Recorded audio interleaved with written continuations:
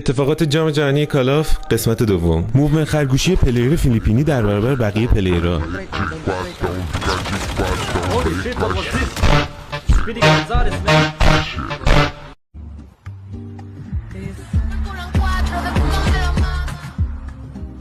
بحت سلاطین کالاف از وین فیلیپینیا. خیلی ها میگن چرا فیلیپینیا از جک 12 استفاده کردن، ولی بچه ها هیچ چیزی بند نبوده توی تورنمنت.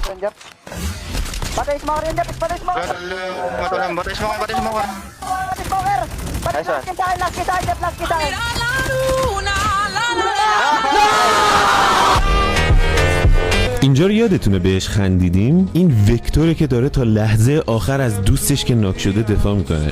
زود قضاوتت کردیم وکتور عزیزم.